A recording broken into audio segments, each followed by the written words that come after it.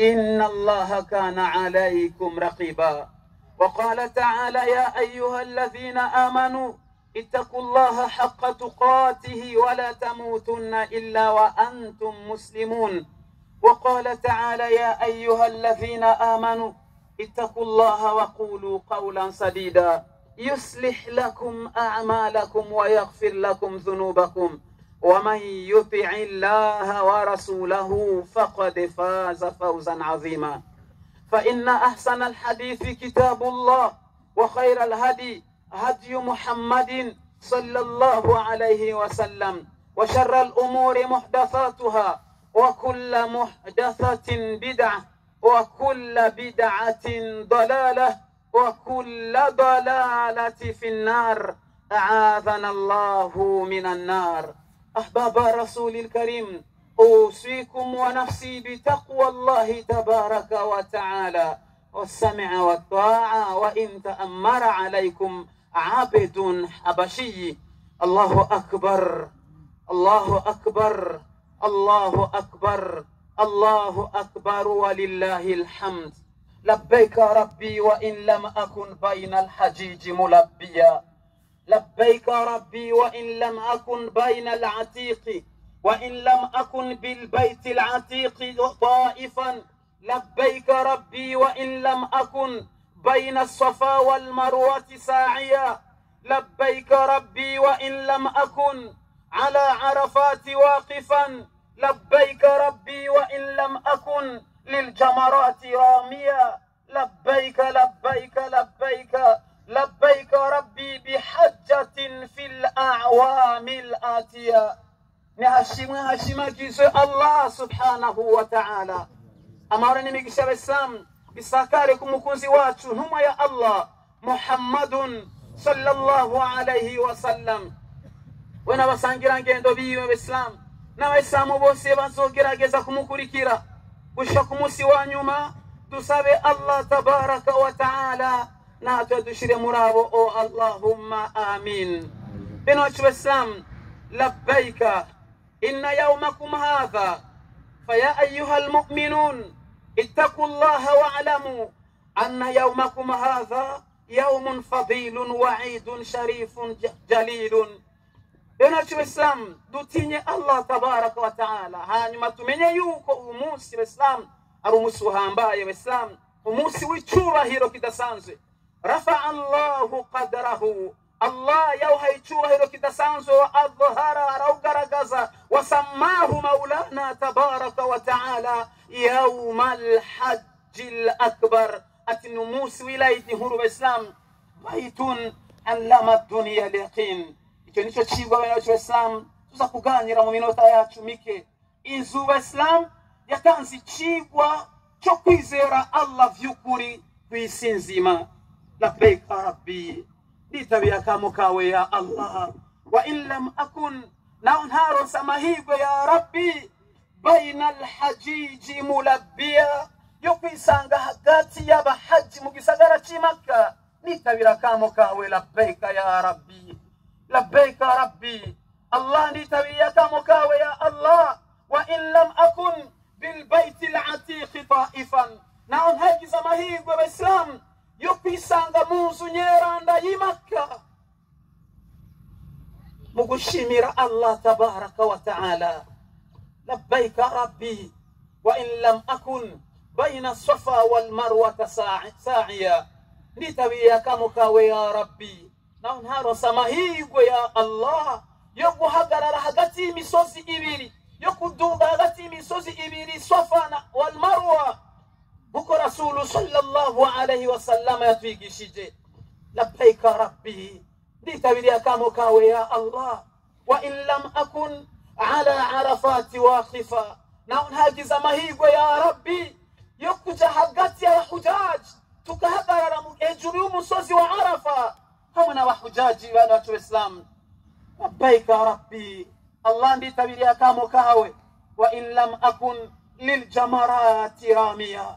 na unhagiza mahigwe ya Allah yo kuja hamwe n'abandi gutera amabuye huko Rasul sallallahu alayhi wa sallam yatwigishije. Labbaika labbaika labbaika rabbi Allah nitabiriye akamu kawe, Allah nitabiriye akamu kawe ya Rabbi bihajjatin fil a'wamil atiya. Ego muri umwaka nta mahirwe nagize ya Allah yo kuja hamwe n'abandi kugira ingendo idasanzwe mu nzu yawe ya Rabbal alamin. Ndagusavye ya Allah mwaka ukurikira udushire hamwe n'abandi, natwe tugende tugire ibada idasanzwe ya hijja. Allahumma amin. Baitun allama ad-dunya al-yaqin. Ico kigwa cyacu cuno munsi w'Islam, inzu y'akarorero yatanze ikigwa kidasanzwe w'Islam kwisi nzima, ikigwa cyo kwizera Allah tabaraka wa ta'ala. Ego bena w'Islam, ico kigwa cyatanzwe kiva mu nzu y'intumwa ya Allah Ibrahim alayhi wa ala nabiyyina salatu wassalam, hamwe n'umufasoni wiwe Hajar, hamwe n'umuhungu wiwe Ismail. Kana Ibrahimu tula hayatihi ya'mulu alwalad. Hugo tubizi w'Islam, Ibrahim intumwa ya Allah yamaze igihe kirekire atamwana araronka w'Islam, afise igishika kidasanzwe cyo kuronka umwana, hatta idha balagha min alkibari itiya, gushika amaze gusaza w'Islam niyataye icemezo w'Islam niyihebuye, yaguma atakambira Allah tabaraka wa ta'ala. Fakana min du'aihi, mubisabisho ciwe yaguma asaba Allah ati Rabbi habli min as-salihin. Muri surati Safati yaguma asaba Allah ati Rabbi mana yanje Allah habli min as-salihin. Ndagusavye Allah umwana mwiza akugamburukira agendera munsi y'amateko yawe ya Rabbi. فأجاب الله دعاءه. imyaka myinshi w'Islam imaze guhita w'Islam, Allah tazinyishu aratubwira muri Qur'an ati fabasharnahu bighulamin halim. Allah mu inkuru nziza w'Islam, bighulamin halim, y'umwana yitonda w'Islam, wa farhataha esumunezo w'Islam. tamatta Ibrahim biwaladihi wa biwahidihi Ismail min Hajar. yagize umunezero w'Islam kwa umwana w'Islam kumufasoni wiwe yitoga Hajar, ariko w'Islam qarrat bihi aynuhu wa ashraqat nafsuhu. thumma amara Allah tabaraka wa ta'ala Ibrahim بأن يسكنه بواد غير ذي زرع ويتركه وأمه في مكان قفر ليس به حسيس ولا أنيس. إبراهيم وإسلام أما سكرهما وإسلام يرجوه agira umunezero udasanzwe w'Islam, ariko nagiye kirekire umunezero wamaze w'Islam. Allah yacamuha itegeko ati fata umwana wawe n'umufasoni wawe ubajane mu kibanza zo kwereka. Aho cyari kigeragezo cambe cya kabiri kidasanzwe w'Islam. Allah yahaye intumwa yiwe Ibrahim alayhi wa ala nabiyina salatu wassalam. yagiye Ibrahim ariko umwana umufasoni wiwe Hajar hamwe n'umuhungu wiwe Ismail, umwana wiwe w'ikinege w'Islam. umwana yawe wa mbere yamurose mu madua menshi akorora amosozi atakambira Allah. hanyuma itegeko rirasohoka kwa Allah ati uwo mwana nyene ukunda mujane hamwe na nyina wiwe. Ibrahim dhahaba bihima, yagiye kumwe n'umwana wiwe n'umuhungu wiwe n'umufasoni wiwe w'Islam. abashikana mu gisagara kidasanzwe, mu bugaragwa w'Islam, atagiti na kimwe kiharangwa w'Islam, ahantu hateye ubwoba, ahantu hateye ubwoba idasanzwe. Allah aramutegeka ati siga umufasoni wawe aha muri iki kibanza hamwe n'umuhungu wawe. Islam, Ibrahim imtathala bi amrillah, yari tayari gushira mu ngiro iteko rya Allah tabaraka wa ta'ala. asiga umufasoni we muri icyo kibanza w'Islam, ikibanza giteye ubwoba abanyacu w'Islam, aho Allah wenyene atwereka yuko atari kibanza kidasanzwe, kubera ko Ibrahim abanyacu w'Islam yategabye umufasoni wiwe ati kwitegeko jewe umushinga naye wawe ndagutegese sigara ngaha we n'umuhungu wawe. Ico kintu cyari kintu giteye ubwoba w'Islam, yari tegeko ritumvikana dukoresha ubwenge bw'umuntu. umufasoni aramwitegereza ariyumvira kubera iki umushinga nawe wiwe ashobora gufata icyemezo nk'icyo obesamu, ariko kubera bari abantu bisunga amategeko ya Allah, bashira imbere icyo Allah yifuza ho gushira imbere icyo imitima yawe yifuza. Obesamu umufasoni yatekereje, ariyumvira Obesamu, abwira umushinga nawe wiwe, Allahu amaraka bihadha, kugira ngo dusige aha Ibrahim ahantu ata muntu n'umwe ahantu mu bugaragwa, ni itegeko rya Allah cyane icyumviro cyawe. sualan ikibazo Obesamu cinjiye hagati mu mutima w'intumwa ya Allah Ibrahim, Allahu amaraka bihadha, ni itegeko rya Allah yagutegetse ngo dusige ngaha muri iki kibanza ahantu atari abantu bahawe Ibrahim imfashanyo dusigiye ni ibifungurwa bike cyane gose, amazi make cyane gose, ati tuzokwifata gute? Ibrahim ati ni itegeko rya Allah tabaraka wa taala. Wa qabla la'udha, ariko Ibrahim mbere yuko asubira inyuma ashize amaboko hejuru bene cy'Islam kwa Allah. Baituna allama dunia al-yaqin, iyi ni inzu Islam yatazi icigwa kidasanzwe cyo kwizera Allah tabaraka wa taala kwisi nzima.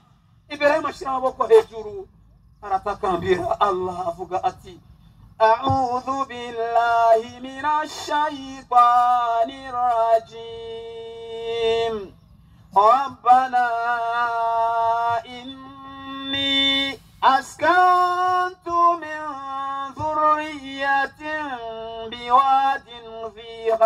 بواد غير ذي زرع عند بيتك المحرم ربنا ليقيموا الصلاة فاجعل أفئدة من الناس تهوي إليهم وارزقهم من الثمرات لعلهم يشكرون. Icho cyari gisabisho cy'intumwa ya Allah Ibrahim mu gusezera Obesamu umwana wiwe w'ikinege, umutima wiwe hamwe n'umufasoni wiwe Hajar, ati Rabbana inni askantu min dhurriyyati biwadin ghayri dhi zar'in 'inda baytika al-muharram, ati Allah ego nitabiriye akamo kawe ko gusiga umufasoni wanje mu bugaragwa, ko gusiga umuhungu wanje mu bugaragwa, ariko mu kwitabira akamo kawe, mu gushira mu ngiro itegeko ryawe ya Rabbana,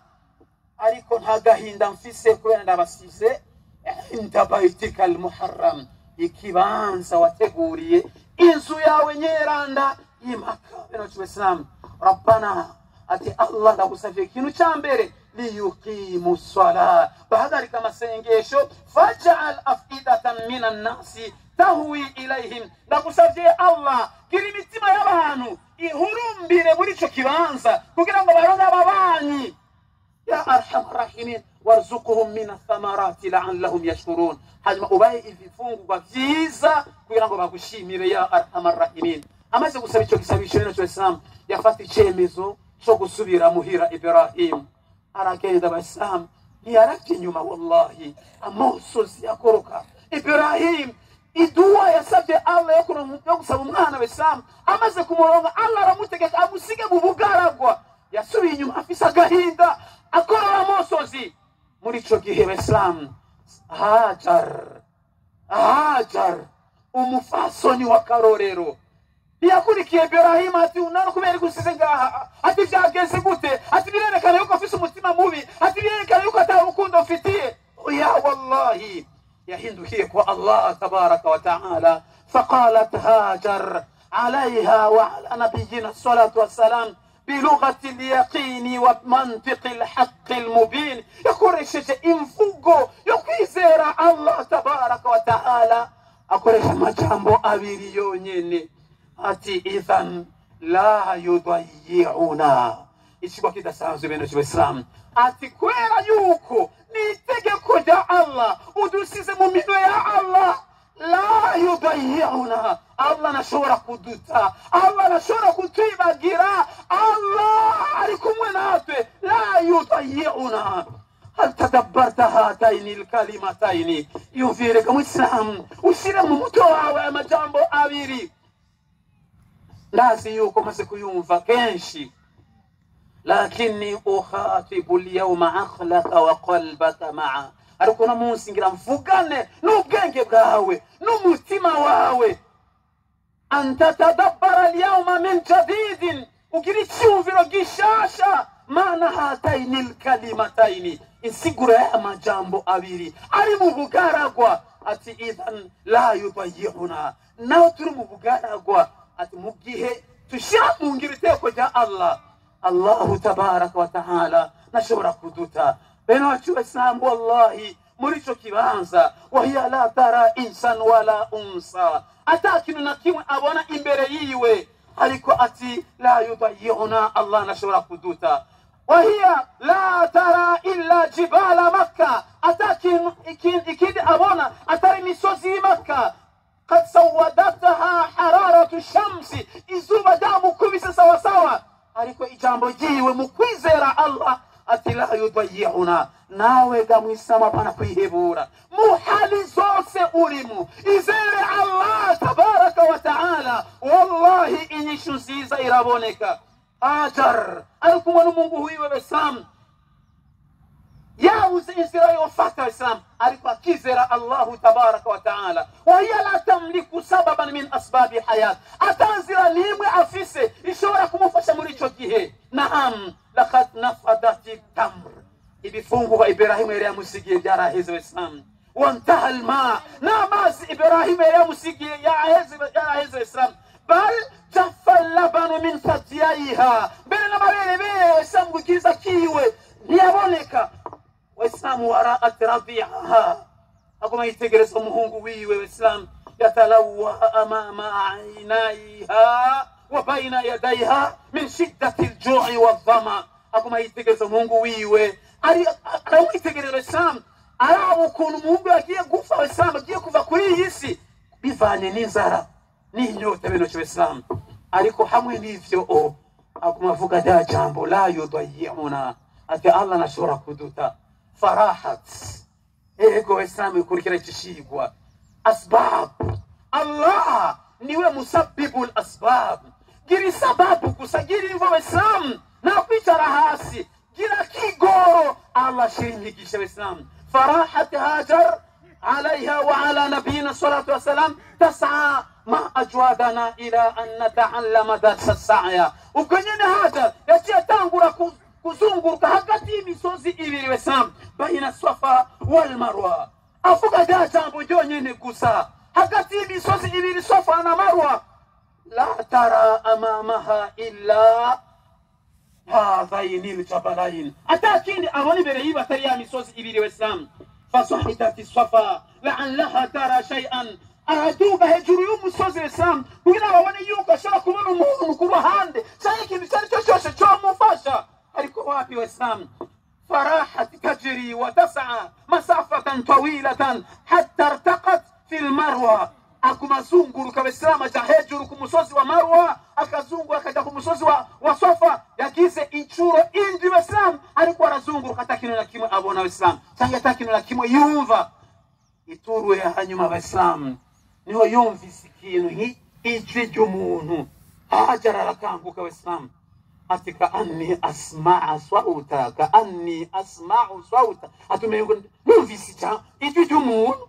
umengo ndumvise ico cyari kintu yifuza w'Islam akiri gishika cyo gukurikira acasubira inyuma w'Islam kugira ngo arabe akurikira iryo jwi w'Islam Allahu akbar agiye kuraba aho umuhungu we yari yamusize hasi w'Islam fara'atil ma abona mazi w'Islam ariko araduga ماء زمزم الله أكبر ماء زمزم الله أكبر ماء زمزم أما زيكارو للإسلام أما زاد سانزو الإسلام أجر أشي سموليتو كيرانزا يا سانزي وملايكة جبريل فناداها جبريل محمد كارا أبا رمبكي ناداها نادى جبريل على هاجر جبريل يتيها مقر هاجر وهي على قمة جبل مروة أكلكم مسوسي ومروة والإسلام جبريل على محمد ناداها جبريل laha man anti.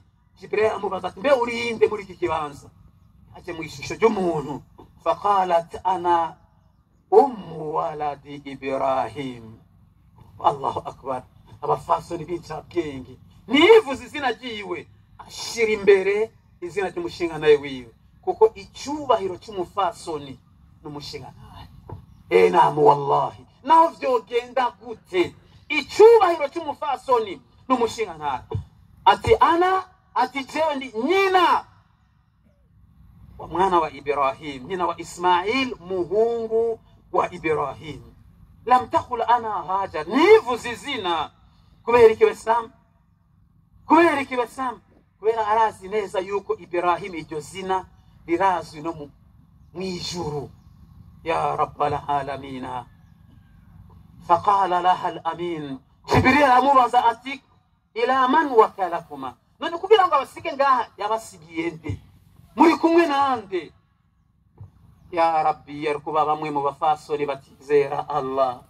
Ngira ngo n'ibituse byose ari kubimara ubwo nyene. Ati ni wa mugabo, umugabo afise umutima mubi, aje kuduterera ngaha ataritahira ku mufasoni wiwe. Ariko Hajar yishuye amajambo meza. Qalat wakalana ila Allah. Ati imbere yuko agenda ngo bagice ikibazo anyishura yuko adusize mu minwe ya Allah subhanahu wa ta'ala.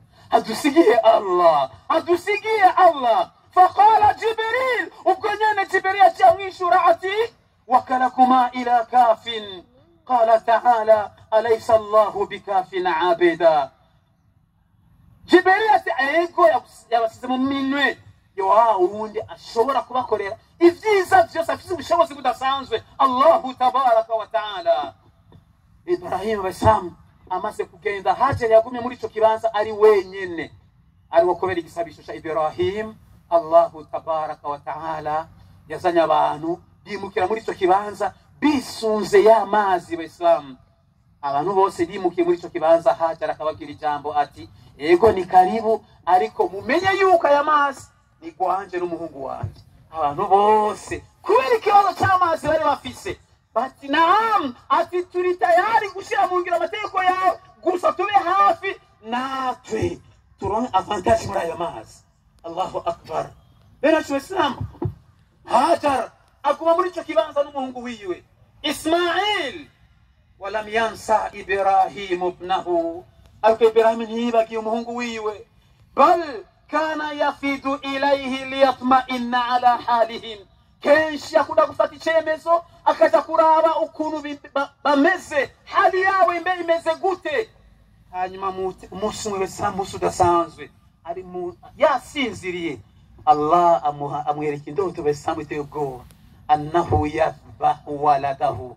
Arota yuko Besamu ariko arabaga umuhungu wiwe, kandi indoto sinumwa ni wahin, ni itegeko rya Allah tabaraka wa ta'ala. Muri ico gihe Ibrahim yafashe icemezo cyo gufata safari agana mu gisagara ca Makka imbere y'umufasoni wiwe n'umuhungu wiwe, kugira ngo amushikirize itegeko rya Allah. Ajana ku ruhande umuhungu wiwe Besamu aramubwira icyo yabonye. Allah tabaraka wa ta'ala aratubwira muri Qur'ani ati inni ara fil manami anni adbahuka fanzur madha tara. Mungu wanje nabonye mu ndoto yuko ndiko ndakubaga, kandi ni itegeko rya Allah. Ubibona gute? Uvyumva gute? Ubona gute abana bacu mu kigiye cyacu? Yari guhunga Abayisilamu, yari kubira amajambo adasanzwe atahubwo wasaze. Ariko Ismail bivanye yuko ari umwana yisunga amategeko ya Allah tabaraka wa ta'ala, inyishu yatanze yari inyishu iteye ubwoba Abayisilamu. Ati ya abat ifahal ma tu'mar. Ati we papa, shira mu ngiro ibyo wategetswe. Satajiduni insha Allahu mina sabirin. Uzonsanga ndi mu bantu bihangana mu gushira mu ngiro itegeko rya Allah. Baitun allama dunya al-yaqin. Inizu Besamu yatazi ikigo kidasanzwe kwisi nzima cyo kwizera Allah. Iyumvira kuri Ibrahim yizeye Allah mu kwemera guta umuhungu wiwe n'umufasoni wiwe mu bugaragwa. Iyumvira ukuntu Hajar yemeye kuguma mu bugaragwa, hanyuma wiyumvire n'ukuntu Ismail yari tayari ngiri iteko rya Allahu tabaraka wa ta'ala. Ibrahim amaze kumushikana abasilamu ndiko ndagenda nigoga bivanye n'umwanya, amaze kumushikana mu kibanza yari yateguye abasilamu kugira ngo amubage, niyo Ismail yamusavye umwanya muto abasilamu ati ndafise amajambo make ngira ndakubwire imbere yuko shira mu ngiri iteko rya Allah. Avuze amajambo abasilamu yateye agahinda abasilamu, amajambo yatumye Ibrahim akorora musozi abasilamu. Aramubwira ati ijambo rya mbere, ya abat ahkim ribati hatta la aqtarib, ati nzirika cyane rwose ugumye kugira ngo simpave nsambagurika, nzirika wenyene niwe fika papa wiwe w'Islam. Ikigira kabiri Ibrahim aguma mwumviriza ati ikigira kabiri waqfifa anni thiyabaka, ati papa dusa n'impuzu za kweri w'Islam, ati amaraso yanjye ashobora gutarukira kuri iyo mpuzu, niwashika muhira mama akabibona ashobora kugira agahinda cyane gose. Ibrahim yumviriza umuhungu wiwe ati kigira gatatu kandi ucishe ningoga iyo mbugita kwizosi ryanje, korazi ico kintu ari kintu gihambaye gikomeye cyane gose. Ikigira kane w'Islam aramubwira ati fa idha ataita ummi, niwasubira muhira ugashika kwa mama faqra alaiha salamu minni, uramuha salamu yanje وقل لها اصبري على أمر الله. niwashika muhira umugire mamati umuhi salamu yanje, hanyuma wongere umugire uti niwihangane mu gushira mu ngiro iteko rya Allah. Bayitun allama ad-dunya al-yaqin, ini nzuwe sam yatazicigwa cyo kwizera Allah, icigwa cyo kwizera Allah kwisizima. Wallahi niyo Ibrahim afashe imbugita abasilamu n'inguvu zose abasilamu, amosozi akoroka acisha kwizosi ry'umuhungu wiwe, biranga yuko imbugita ikizosi ku bushobozi bwa Allahu tabaraka wa ta'ala. Nico gituma muri ico gihe Allah yarongise mu malaika arasemerera ati ya Ibrahim qad saddaqta ar-ru'ya, ati ego koko washize mu ngiro iteko rya Allah. Inna kadhalika najzil muhsinin, Allah ati nuko duhemba abakora ivyiza. Inna hadha la huwa al-bala'u al-mubin, ati vyukuri ico cyari kigeragezo kidasanzwe. Wafadainahu bidhibhin azim, Allah w'Islam atangira Ismail ikimazi c'intama idasanzwe ivuye mu bwami bw'ijuru kubera gushira mu ngiro amategeko ya Allah.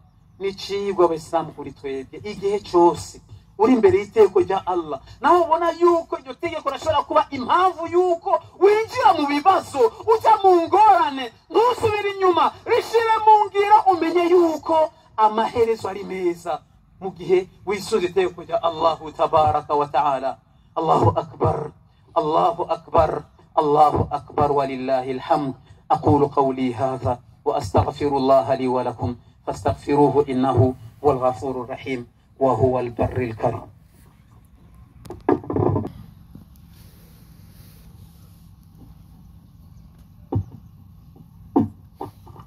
الحمد لله رب العالمين، وصلى الله على المبعوث رحمة للعالمين سيدنا محمد صلى الله عليه وعلى آله وصحابته الكرام.